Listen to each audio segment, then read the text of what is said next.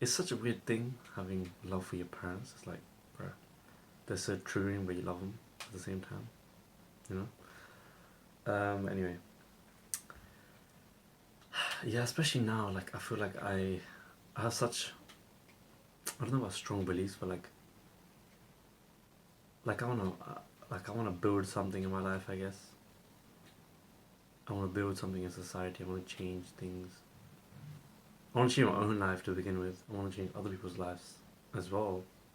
Sounds a bit, I don't know how it will come across, but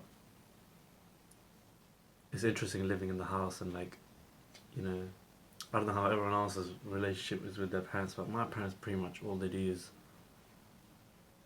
anything that their religion asks them to do. Um, so it's very interesting, like seeing their life. I'm like, I don't want to live my whole life religious. Like that's not what I want to do. And funny enough, that's not what they want me to do either. So it's kind of it's such a funny time. Like they ask me to do religious things, right? They'll be like, oh, do this, do this. But like when you think of it in like a first principles approach, I guess I don't know how you would think of it, but if you think about what's the end goal in my religion at least, it's enlightenment, right? The state of having no desires. Um, they want me to follow the religion, right? Which is, oh, follow this religion that has its goal as have no desires, and then they want me. They still require me to have well, have financial support for them. So they want me to make money in the house as well, which I completely understand, and I relish. Is that what you can call? I like that. I want that for myself. Yeah, I relish in it. I guess is that how you say it? But like, it's not like I don't want to do anything. I want to do loads of things. But it's funny to see like such a clear contradiction in their own thinking.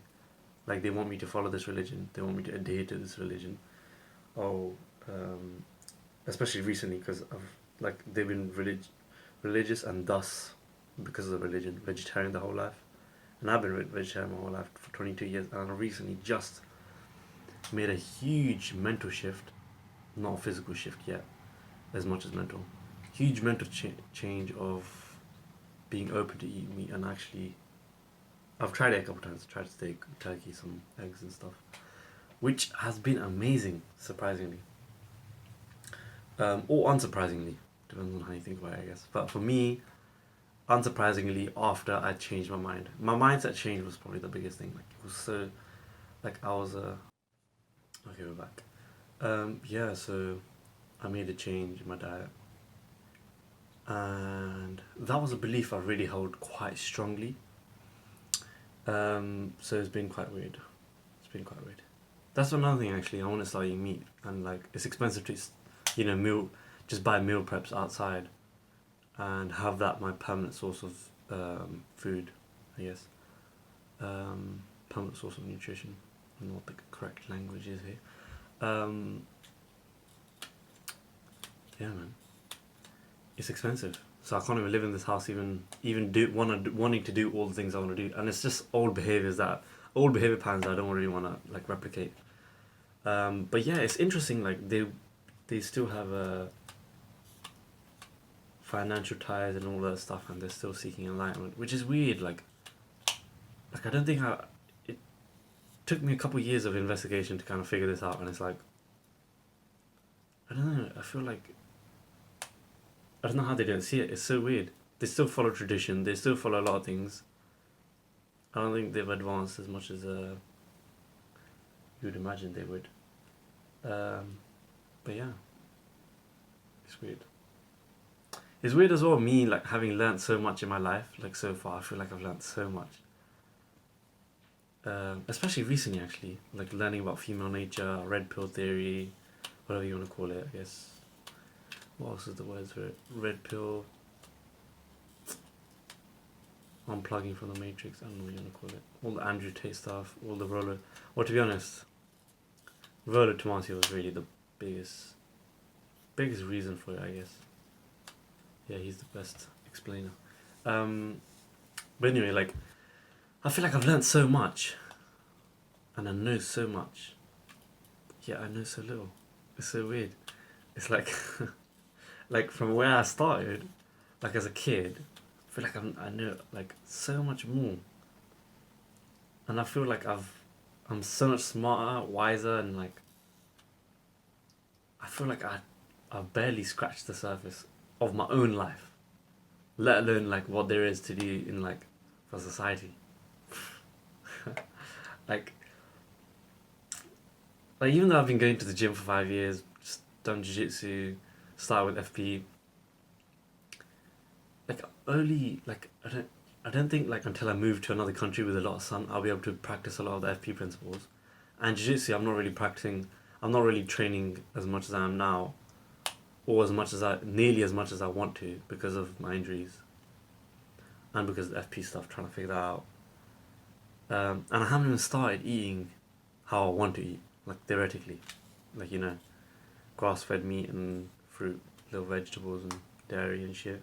I haven't even started that really, and I know all of this like about like female nature and everything. Like, you know what's funny? I can't even take anything serious. Like, I see in the news about like feminism and stuff. I can't take it seriously. It's so ridiculous now. It just looks so stupid. I'm like, it's all the same gibberish and like word salad, if you will, or like nonsensical and like uh, untangible gibberish. It's hilarious. Um, yeah, man, it's so weird learning things. I'm like, I feel so much smarter and like, I don't want to use the word happier, but like, I guess wiser. And then at the same time, like having nothing figured out. I'm like, bro, like, what the hell is going on? But yeah, man, I've literally just been doing that recently. I haven't even. I went to a jiu-jitsu competition as well. I haven't really posted anything about that. I'll probably post it here after this clip, maybe. I don't even want to edit this, to be honest, though, so I might just leave it. But I've been just going in nature and shit, and yeah, not much else. I'm trying to think of what else I've been doing, really. I haven't even posted on my Substack, nothing on my YouTube, but so much has changed, and like, yeah, indoctrination is probably the biggest thing, I guess. Like, it's crazy. I see everything in my life as indoctrination. Like, a lot of indoctrination is just having beliefs that are not critically thought of, and like, even if they are critically thought of, like your beliefs are going to change over your life anyway. Like, if you think about how new science comes out and new ideas get formed, you're going to change what you believe about the things you have right now anyway, because the information you have now is not all the information that is out there. Do you know what I mean? Like, I thought vegetarianism was perfectly fine and I had everything I needed. I just needed to eat the right way. That's what I thought. I just hadn't eaten the right way, and I would be able to do it eventually. That's what I thought for like 22 years of my life. Well, not 22, but like, at least the last 5 years that I've been going to the gym and like have have been challenged on that thought the first time. It's insane. That's just because I've been brought up in it, and I'm like, what do I know? Do you know what I mean? Like, I was even thinking like, why do I keep my hair? Like, what's the point? It sounds a bit silly, but like, think about it. What's the point? Like, I'm only keeping it because someone said don't cut it. It's not even that deep. Not that I'm saying I'm gonna cut it, but like, I'm just saying. I'm just thinking it's not even that deep. Like, people make it out like, oh yeah. Like, in my religion, it's like if you cut your hair, I guess it's like you like you're succumbing to the worldly desires and are not on the path to enlightenment. And I'm like, that sounds so silly because that's assuming the fact that, well, not the fact, that's assuming that you know the path to enlightenment. You don't really know. Like, I was listening to Kapil Gupta stuff like a year ago, and he talks about how there is no prescription, he uses the word, there is no prescription you can really give to people for enlightenment. Like, there's nothing you can tell them, like, oh, do this, step 1, 2, 3, 4, 5, and then all of a sudden you'll be enlightened. There's nothing really you can follow. There's no clear direction. So, and I'm like, it just sounds mad, but I'm also thinking recently, like, what do we actually choose to do? Do we choose to do things, or are we only like at the kind of the mercy of our environment to give us a signal that we need to do something? Like me wanting to like make wealth or like make change in society, did I like who made that decision, or was I signaled in my environment to make that decision? And that's the only way for me to have maneuvered. I think that's called determinism. Let me see. Determinism entails that in a situation in which a person makes a certain decision or performs a certain action, it is impossible that he or she could have made any other decision or performed any other action. Like this sounds like it makes sense. Like I see a video here recommended determinism versus free will. Do we even have free will? Do I choose to do things, or am I at the mercy of like my environment and what I've been cued? Do you know what I mean? It's insane. Like, and there's another thing that I read, nihilism. I saw somewhere the other day.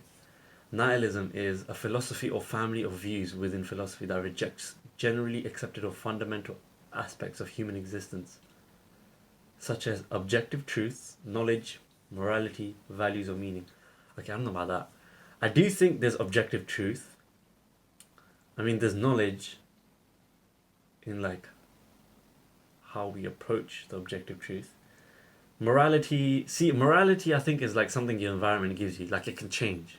You know, like a kid is born in like me, like 10 years ago, like I would like I remember sitting in the class and like people like in my religious class or Punjabi class if you will, and they showed me like a video of farm to fridge, and I was like, yeah, I'm never gonna kill an animal. I'm never gonna ever eat meat in my life, and I thought it was completely disgusting to kill an animal or like eat another animal, and now I'm like, this needs to be done because like I'm so like well reason isn't it, but the reason was just my environment. But anyway, going back, like morality changes, like me not wanting to kill animals, and now I'm like, you know, as long as it's ethical and like, well now you say ethical, but you know, as long as it's regenerative farming and like, you know, it's in a way that's sustainable and not harming the environment. I mean, in me left to my own like yeah, if I was left to my own devices in nature, I would kill animals, right? That's how I would exist. That's just like me being born like a million years ago versus me being born today. Like morality is just something that my environment really gave me, right? And then values. If you think determinism, I guess values and meaning is like, yeah, I don't know, it just doesn't make sense. But objective truth, I see objective truth as just what reality is without the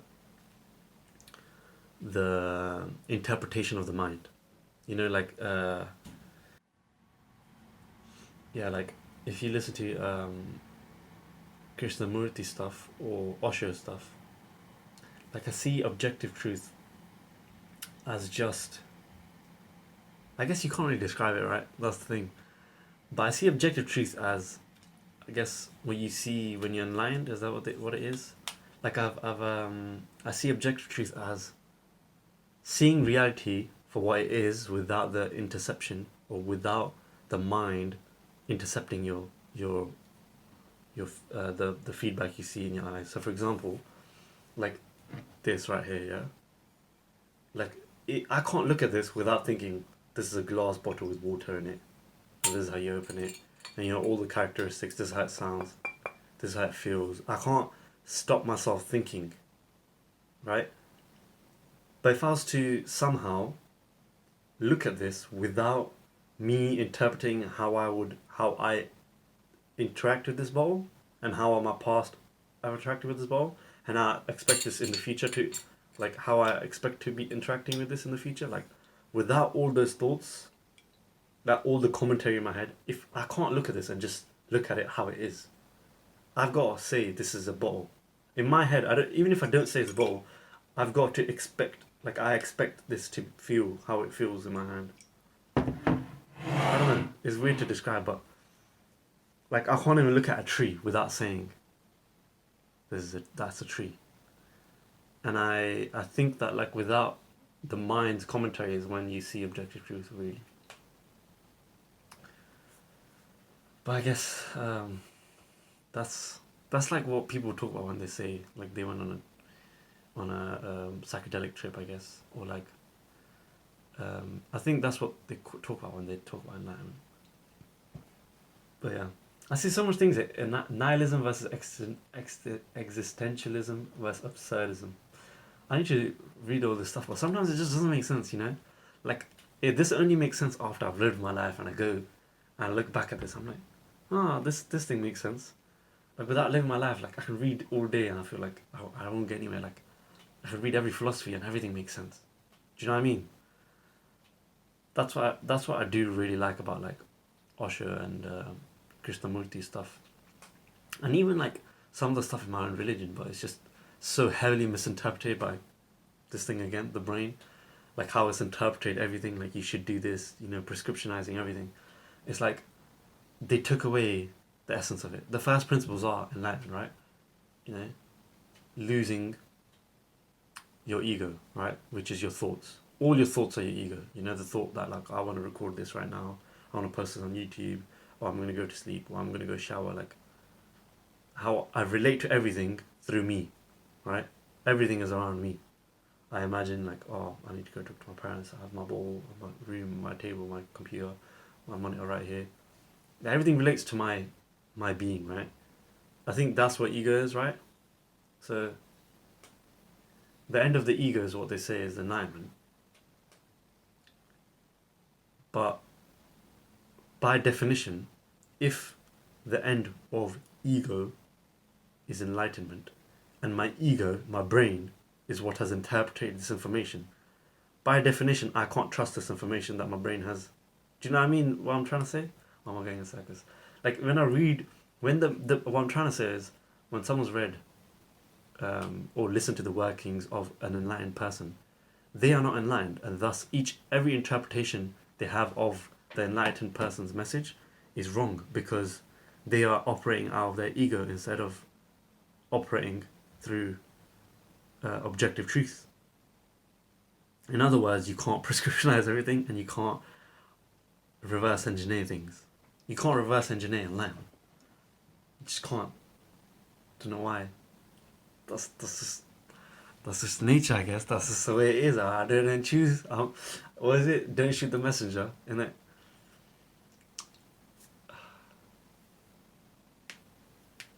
I don't even know, man.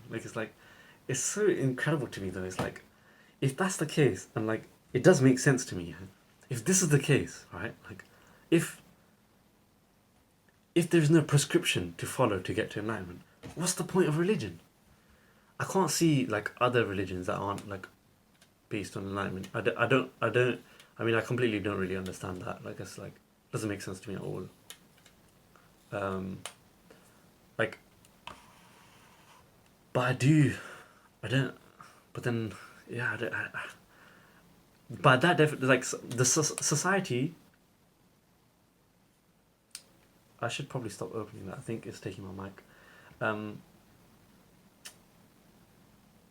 Society likes to label people.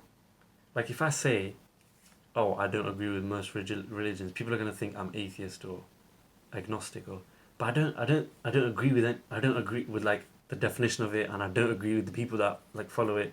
So I'm like, where do I go in it? Like, I don't. Maybe it's like a combination of all of this stuff, but the things that speak to me the most are like what Osho says, what Krishnamurti. I really enjoy his stuff. But then I'm still like, I still choose to be part of society. I don't want to go live in a rock, live in a cave and just meditate for ages. Like, even then, it's like you prescriptionized your own like path in life, and you can't really choose. You know, like if you read what's that book? Oh, such an incredible book. Such an incredible book. How do I not recommend this to people? I completely forgot about this book. The first name of Buddha is.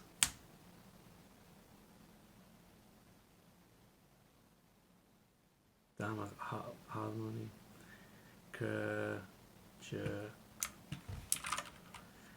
It's a book by Herman Hesse. Siddhartha. Man, what an incredible book. That was an incredible book. I don't know why I really enjoyed that book. That was such a good book. Man, I should recommend that to people. I've never recommended that to anyone. That's that's when you know something's a good book. I don't know. I feel like some books are so good when like you just appreciate it and you just put it away, and like you never really look back on it, and you never really like recommend it. Not because it's a bad book, but because like you just appreciate it for what it is. You took what like you could, and it's just something only you know about. I guess I don't know. Even though like one of my friends has read it, so it doesn't really work. But that was such an incredible book. There's so many good books like that, like Coach Wooden and Me. What was the other book by the basketball player? Khalil. No, not Khalil. That's the poet. I forgot. But really tall guy. I'll find it one day. Yeah. Anyway, like it's incredible, like how many beliefs I've like kind of completely changed. Like I used to stretch a lot. I stopped stretching. Like I'm like after that I was like, what do I know? And I started testing. Like I started like I don't know, what do I actually know? Like even now I'm like, what do I even know? Like even the best diet, I don't know the best diet, but I know I need meat. I know like my body's responded it to way better than it would to my everyday food. I had a stomach infection, and like on day 4 after like a day like a half a day of vomiting and like vomiting medicine and rehydrating drinks.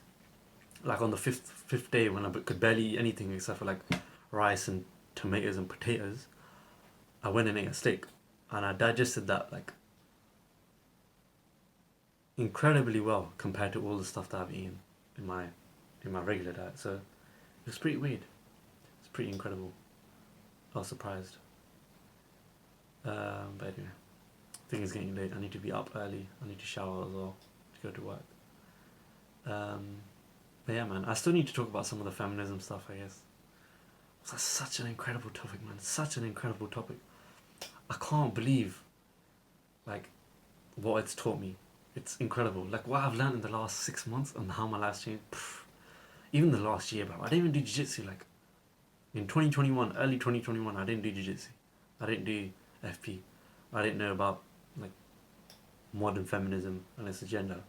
I didn't know about, like, I used to stretch. I'd be completely vegetarian and, like, strict. A lot has changed, man. A lot has changed. Look at me with my little biohacker glasses on as well.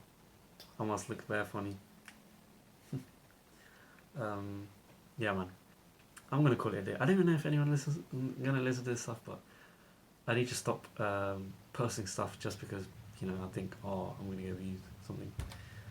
I need to go back to how it was before. Before I was like posting quite regularly because I was like, I'm just gonna post to like keep people like up to date on my journey, and like if anyone can find value in what I'm talking about,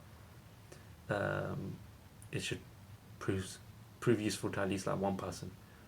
And I need to go back to that.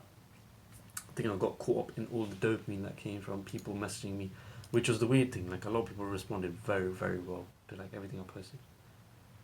Like even people that I've never talked to. So anyway, I'm gonna go back to posting random stuff. Hopefully this can be like a solo podcast that people can listen to. Even though I said I'll never do a podcast, I guess here we are. Yeah, man. I would say let me know if you enjoyed, but I don't want to know anymore. I don't think it's a good idea.